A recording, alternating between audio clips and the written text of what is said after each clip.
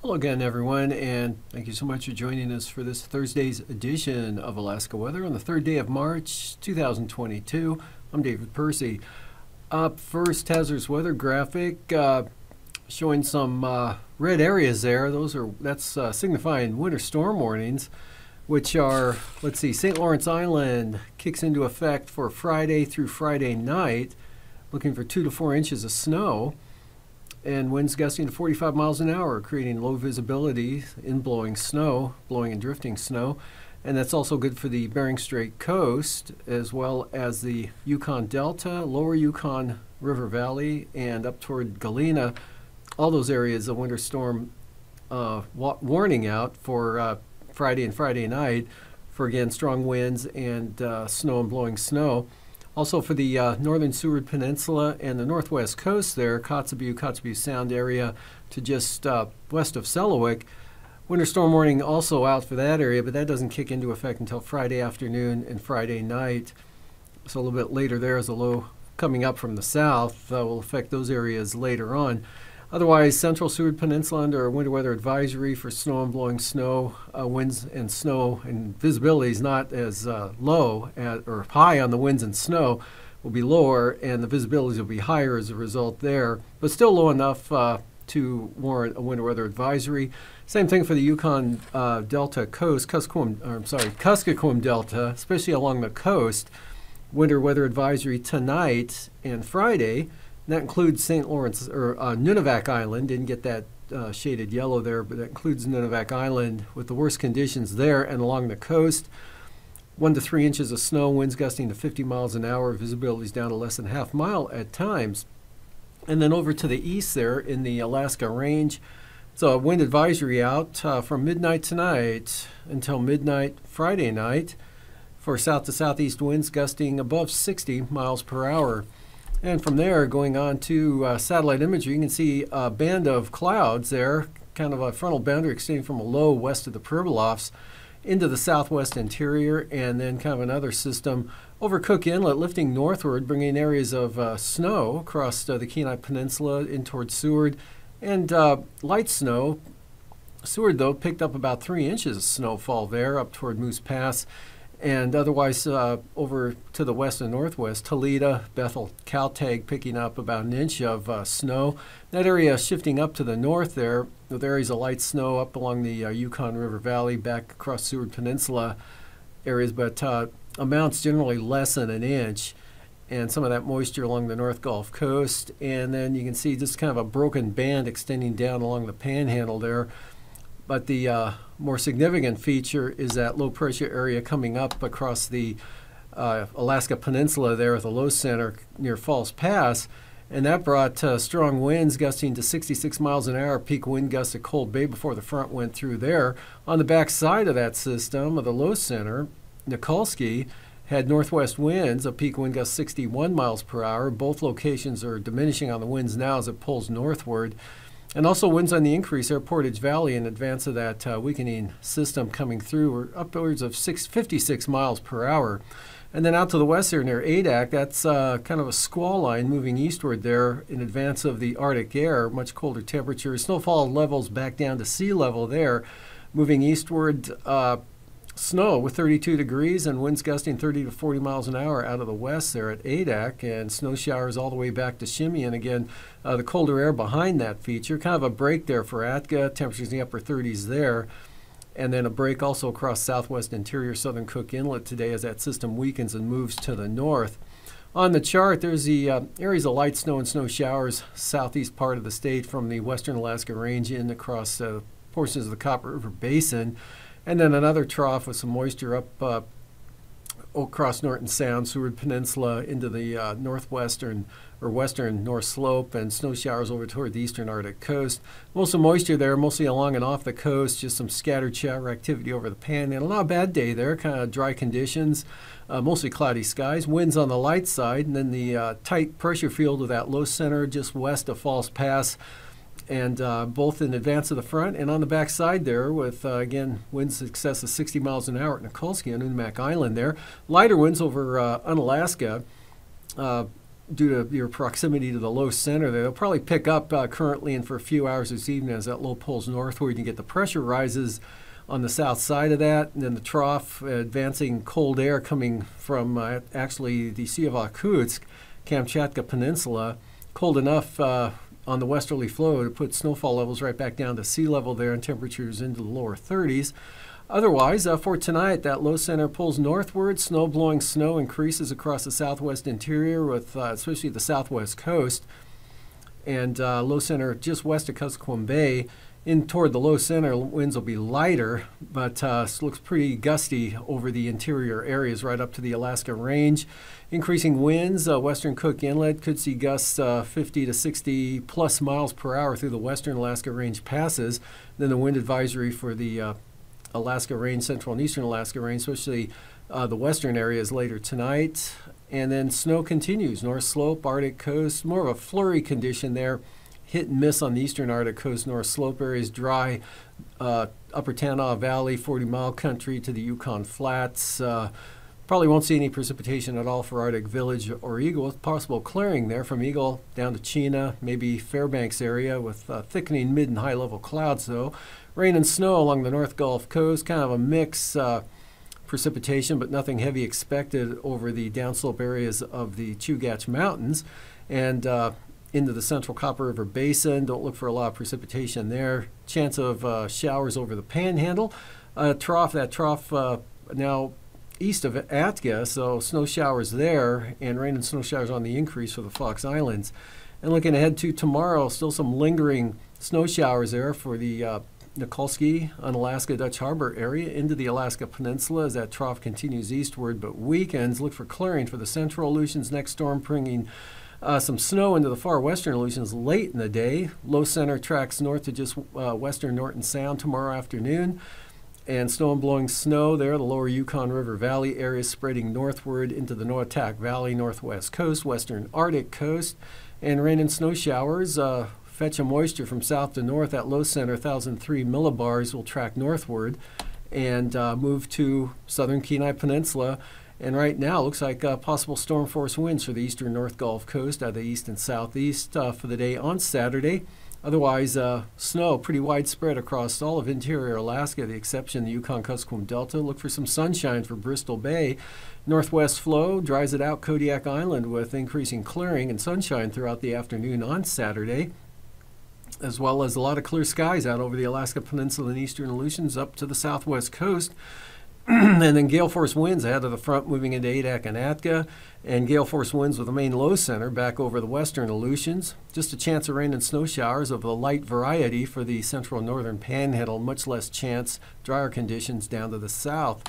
Looking at low temperatures for tonight, 5 to 10 below along the Arctic coast and 0 to 5 below up over the northeast interior. Otherwise, a little above 0 for the Brooks Range, North Slope areas, upper teens, western interior to the Noatak Valley, and temperatures range from 9 at Shishmaref to lows of 23 at Nome. And let's see, that's Amonic, I believe, with 26, and then Bethel, low near freezing, lower 30s for Bristol Bay, upper 30s Kodiak Island, upper 20s to lower 30s South Central Alaska, and near freezing along the North Gulf Coast. Temperatures range over the Panhandle, Yakutat to Skagway, mid-20s to mid-30s around Mount Edgecombe and Port Alexander. Upper 20s for the lows for the western central Aleutians, followed by highs in the mid to upper 30s out that way, all the way up to the Alaska Peninsula, Bristol Bay, upper 30s to lower 40s for Kodiak. Highs tomorrow, 40 to 45, South Central Alaska from the Susitna Valley down to Kachemak Bay, and in the 30s for the Copper River Basin, North Gulf Coast, upper 30s for the northern Panhandle, lower 40s down south, 25 to 35 for the central interior. And staying below 20 for the highs for the Brooks Range, and then single numbers for the Arctic coast. And then lows on Saturday morning, shade below 0 for the eastern Arctic coast, 5 to 10 below for Arctic Village down in toward Chukchitsik, Fort Yukon, maybe Beaver, but staying above 0 for the greater Fairbanks area over toward Tanana as well, and even warmer as you head down the Yukon River Valley there into the lower 20s, all the way out to the southwest coast, near 20 for the Seward Peninsula at Nome, otherwise lower to mid-teens on the north side into St. Lawrence Island, and lows about 29 for the Pribilofs, lower 30s out over the central Aleutians, upper 20s, lower 30s, Alaska Peninsula, mid-30s, Kodiak Island, upper 20s to mid-30s, south central Alaska. Highs for the Panhandle, 40 to 45, about sums it up pretty good there for the highs on Saturday. 30s, south central Alaska, near 40, near Homer, lower 40s, Kodiak again. In the 30 to 35 degree range there, southwest part of the state, upper 30s around King Salmon, upper 20s in the greater Fairbanks area, teens from the Brooks Range out to the Arctic coast, lower teens for the central Arctic coast. And as far as the Aleutians go, mostly in the upper 20s to lower 40s out that way, mid-30s for the Pribilof. And now, aviation weather around Alaska. Moving on to flying weather, we've got good VFR from the Brooks Range across the north slope to the Arctic Ocean. Marginal VFR south of the Brooks Range across the mid-Yukon River Valley, then a band of IFR sweeping in from the northern Bering Sea across the Yukon Delta, northern Kuskokwim Valley, southeastward across the western Alaska Range, southern Cook Inlet, down the east side of Kodiak Fogneck Islands. Marginal VFR north Gulf Coast, Gulf of Alaska, Kenai Peninsula, eastward right across the southeastern areas. And then good VFR breaking out over the western Aleutians from Adak westward. And marginal VFR from Mack Island to Unmack Island, VFR Alaska Peninsula, up into the southwest interior. And for the afternoon, widespread IFR over the western interior, pushing into the mid-Yukon River Valley area, kind of sliding northeastward along the Kuskokwim Mountains. Some of that may spill into the valley there. Marginal VFR eastward to the western central Alaska Range. Areas of pretty widespread VFR, Copper River Basin, Cook Inlet, and then north of the Alaska Range, as well as the north slope on out to the Arctic coast. IFR, Kenai Peninsula, up into Turnagain Arm, probably from about, say, McHugh Creek down toward Girdwood, Alyeska, and then across Prince William Sound. Marginal VFR, eastern North Gulf Coast, southeastern Copper River Basin, and all of the Panhandle. IFR now pushing into the western Aleutians. And that system pushes IFR Saturday morning to Adak and Atka, and back and around to Shimei and Attu. VFR, though, for the Pribilofs, kind of calm in between the two stormy areas there over the eastern Bering Sea down to the Fox Islands VFR, western Alaska Peninsula VFR. IFR, Yukon Delta, up across Norton Sound to Kotzebue Sound, northwest coast, Noatak Valley, into the Kobuk Valley. VFR continues to the north slope in the Arctic coast, and the swath of VFR, Yukon Flats, right on down to Kuskokwim Bay. IFR into southern Cook Inlet, central Cook Inlet actually, Kodiak Island, Kenai Peninsula, Prince William Sound, and then VFR for the Panhandle. Marginal VFR pushes into the northern Panhandle during the afternoon Saturday. IFR North Gulf Coast, Prince William Sound. Resurrection Bay improving for Kachemak and Kamishak Bays. VFR Kodiak Island, but IFR Northern Cook Inlet, Manuska-Susitna Valley, right on up into the Fairbanks area. And more IFR back to the northwest part of the state, western Arctic coast, down into the western Brooks Range to the Kobuk Valley, including Selawik and Buckland, Shishmaref, marginal VFR. Passes Anatuvik, VFR. Adigan, same condition, good VFR for Adigan Pass. And Lake Clark and Merrill, marginal at times, rainy, occasionally marginal. Windy, looks like it'll be a marginal kind of Friday. Isabel, marginal VFR, trending toward VFR, improving in the afternoon after a marginal start. Mentasta, VFR the entire day, north and south entrances. Tanita, VFR. Portage, marginal VFR, trending toward IFR, especially on that eastern entrance as moisture starts to work in to western Prince William Sound. And Chilkoot and White, marginal VFR. Freezing level at the surface right across southern Alaska and north of the Pribilofs, well north of the Aleutians, 2,000 feet, not quite reaching the Alaska Peninsula, and down toward the Queen Charlotte Islands. And from there, looking at icing, heaviest probably will be across the Kenai Peninsula and into southern Central Cook Inlet. Considerable moderate rime icing likely there, with lighter, more isolated moderate rime icing out to the west, but a pretty widespread area there covering the northern Bering Sea right up to the northwest coast and Cape Lisburne Point Hope, as well as the North Gulf Coast, but icing free for the Panhandle and all of the Aleutians. The next batch there, southwest of the Aleutians, really not making landfall out that way until later on. And the jet stream, southwest flow, 105 knots across Kodiak Island, about 60 knots up over the central interior, lighter along the Arctic coast, westerlies, 75 to 80 knots, central Aleutians, and northwest, say, 55 to 65 across the Panhandle. 9,000 feet, that low that pulls up to western Norton Sound there, has pretty good winds, southwest 70 knots blowing across the southwest interior there, south 55 knots approaching the western Brooks Range, 40 knots over the southeast interior. And then that next big storm poised to move into the western Aleutians late Friday evening, Friday night. But in the meantime, southerlies 50 to 60 knots over the western interior. Look for severe turbulence in the Lado Hills, Kuskokwim Mountains, surface to 4,000 feet. Hello, Geeks of the Sky, Trace here. There are so many constellations above us. The best way to find new constellations is to star hop from one we know to one we're learning. Today, let's find Leo the Lion. Hit the skies around 8:30 and find the Big Dipper asterism in the northeast. This is part of Ursa Major, the Great Bear. If you were to use the stars of the bowl of the Dipper and then draw a line to your right to find a bright star, you'd see Regulus. This is at the bottom of what looks like a backward question mark. That's the friendly feline face of Leo the Lion. The mark, called the sickle, is the head, and the star triangle below it is Leo's rump. Leo has been thought of as a lion in the West since antiquity. Astronomers in China use the sickle as part of the Xuanyuan, the yellow dragon. A powerful constellation no matter where you stand. Enjoy and keep looking up.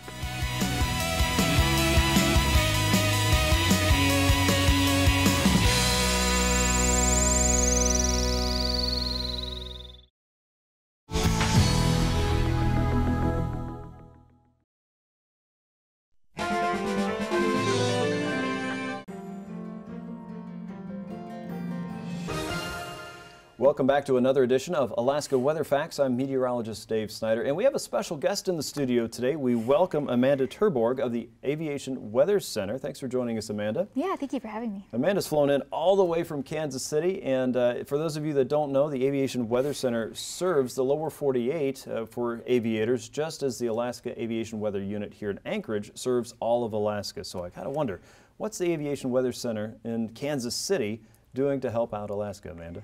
Yeah, you know, we do a lot of collaboration work with our sister station up here. Lately, we've been doing a lot of work, especially in the satellite meteorology. Okay. In particular, we have been looking at ways to better identify icing conditions in clouds, which is a big deal up here because, as I'm coming to find out, even though I'm not from here, you guys have a lot of pilots here. We have a lot of pilots. In fact, when you say you can't get there from here, that's how you get there. Yeah. Very good. Okay, so with icing potential then, what's Kansas City working on? Well, we are working on something that will help us, again, identify the icing in the clouds. You don't want ice on your aircraft. No. Not only does it add a whole bunch of extra weight to your airframe when it attaches to the wings and the nose cone, but it can also mess with your aerodynamics. Right. And in the most serious conditions, that can mess with it enough that you can actually crash. It changes the shape of the wing, and that makes it sometimes impossible to fly, right? It does, yeah. So we want to figure out a way to better forecast for that. Makes sense. Now this particular image is over Alaska. The colors here are a little goofy. It doesn't look like your run-of-the-mill satellite image. Okay.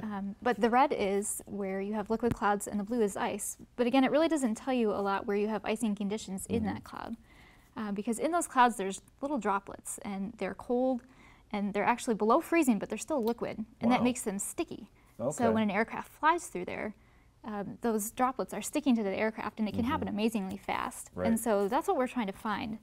And there is a product called the Aircraft Flight Icing Threat that does this. And it's basically looking at the temperature of the cloud, and it's also looking at the size of the droplets to identify a probability and intensity of those icing conditions. Okay. And if you flip to the next image, this is a case from Juneau, Alaska, where this probably wouldn't have been the most the best day to fly around Juneau. Okay. Now there was an area of moisture that pushed south from the southwest up along the coast that pushed in a stratus layer. And in the stratus layer there was a lot of those supercooled liquid drops, or a lot of stickiness. Okay. And so the flight icing threat was able to, in the pinks and the reds there, was able to identify where that icing was. Now this is really cool. You know, it's really cool to be able to identify that. There is, you know, of course, caveats to every product. Much as we wish it would happen, sun doesn't shine all the time, unless, I guess, if you live in northern Alaska during the summertime. Right, right. But we need that sun to be able to bounce off those clouds and to be able to see where those supercooled drops are. Okay, so it's a daytime only tool. It is, yeah. Okay. Yeah, right now, of course, you know, we're in the era of advanced satellite technology, and there is a satellite that can actually use moonlight to see clouds. Yes. And so sometime in the future, we hope to be able to do that. Okay. Another thing that is a bit of a challenge is multiple layers of clouds. You know, you can only see so far through a thick cloud. Okay. And if it's thick enough, sometimes you can't see a layer of icing that's below there. Right, right. But even besides those caveats, this product has a lot of potential to help out Alaskan aviators here. Well, it sounds like a really big deal, and something that forecasters at the Alaska Aviation Weather Unit could use probably on a daily basis, and especially in the middle of a really big storm. Yeah, I would think so. Do you have a really good success story in the lower 48 using this tool? You know, it's a fairly new product, and so we're still evaluating it. But yeah, we've had a lot of cases where we have seen that it does tend to capture those icing conditions. Okay, very good.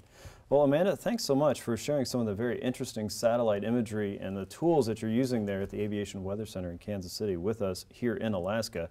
People can probably find some of this information online, right? Yeah, here is a website here. It's a page from NASA Langley, and they have this imagery as well as a bunch of other satellite imagery that you can take a look at. Okay, great. And I'm sure our friends at the Alaska Aviation Weather Center and the unit will be using that in the coming months there with your training and your help there to learn more about that tool to help Alaska aviators any day of the year. That's wonderful stuff. So thanks again for joining us, Amanda, and we welcome you to view any of our Alaska weather facts on YouTube anytime at the address below, and we'll see you next time.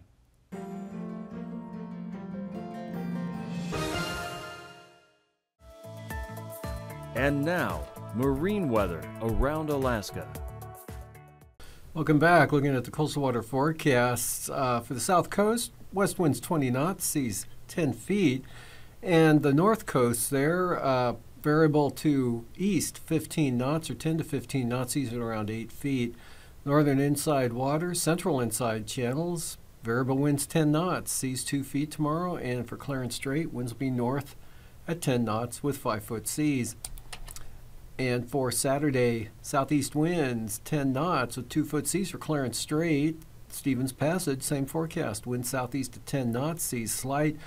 Lynn Canal, Glacier Bay, northern inner channels. South winds at 10 knots with 2-foot seas. On the south coast, southwest breeze 10 to 15 knots. And north wind, or south wind, is on the north coast. Winds will be south 20 to 25 knots with seas around 12 feet. Prince William Sound for Friday. East winds 20 knots, seas 4 feet, small craft advisories for the North Gulf Coast, southeast winds 25 to 30 knots. Gale warnings for the Barren Islands, southeast winds 35 knots.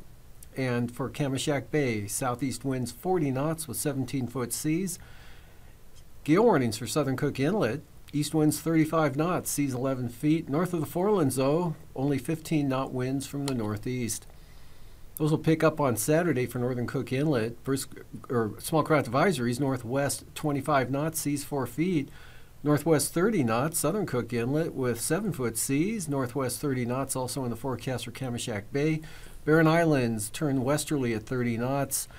And western North Gulf Coast, southwest at 30 knots.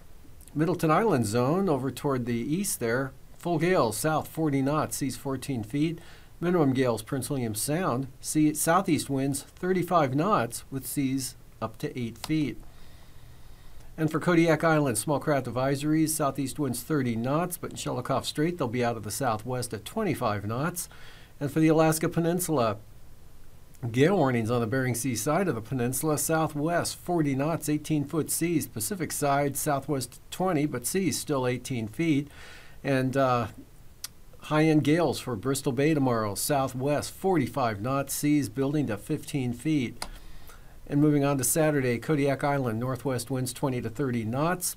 And 20-knot winds for Bristol Bay out in the northwest. Also for the Bering Sea side of the Alaska Peninsula, northwest winds 20 knots. And from Cape Sarachev to Sitkinak, south side of the Alaska Peninsula, north to northwest winds 30 knots, 10 to 12-foot seas. Fox Islands, Unalaska Island, southwest 25 knots. Unimak Island, west winds 25 to 30 knots, west 25-knot winds in the forecast for Adak and Atka, southwest 25 knots from Amchitka to Shimia. And then with the next system coming in on Saturday out west there, southwest or south and southwest winds come back up to 40 knots for the western Aleutians from Shimia to Amchitka. Adak and Atka, south winds increasing to 40 knots as the front approaches from the west. And also Unimak Island, southeast 30 to 35 knots, 20 to 25 knot winds from the south and southeast for Unalaska Island. Southwest coast storm warnings, Kuskokwim Delta coast tomorrow, southwest 50 knots, otherwise the Pribilof southwest at 20. Brisk wind or small craft advisories for the Yukon Delta coast, southwest 25 knot winds there, and gale warnings for Norton Sound, east winds 35 knots. Saturday, west winds 15 to 20 knots, St. Lawrence Island into Norton Sound, southeast 30 for St. Matthew Island, small craft advisories for the Pribilofs on Saturday, south at 25 knots. And up along the Arctic coast, central and east side, east 15, northeast 15 on the western Arctic coast. Brisk wind advisories, Cape Thompson to Wales, northeast at 25 knots. And for Saturday, brisk wind advisories continue from Wales to Cape Thompson, but they'll be west at 25 knots. Western Arctic coast, north winds 20 knots, central coast northeast at 15, and the eastern Beaufort Sea coast looking at south to southwest wind at 15 knots. For tonight, big storm crossing the Alaska Peninsula moves northward into west of Kuskokwim Bay. Later tonight, after midnight, snow and blowing snow, winter storm warnings out, winter weather advisory for the Kuskokwim Delta, winter storm warning for the Yukon Delta, St. Lawrence Island, Bering Strait coast. Snow and blowing snow moving into the Kuskokwim Valley, especially the mountainous terrain areas. And for tomorrow, that low moves up to Norton Sound and weakens. Winter storm warning out for the northwest coast and northern Seward Peninsula. And then on Saturday, that next system moves up to the southern Kenai Peninsula with more wind and precipitation with that. Snow over much of interior Alaska. Another big storm out west in the Bering Sea. These forecasts are for planning purposes only. Call 1-800-WX-BRIEF for a formal pre-flight briefing. Always file a flight plan before you go flying. The U.S. Coast Guard Auxiliary urges you to leave a float plan with a friend or the harbor master before you go boating.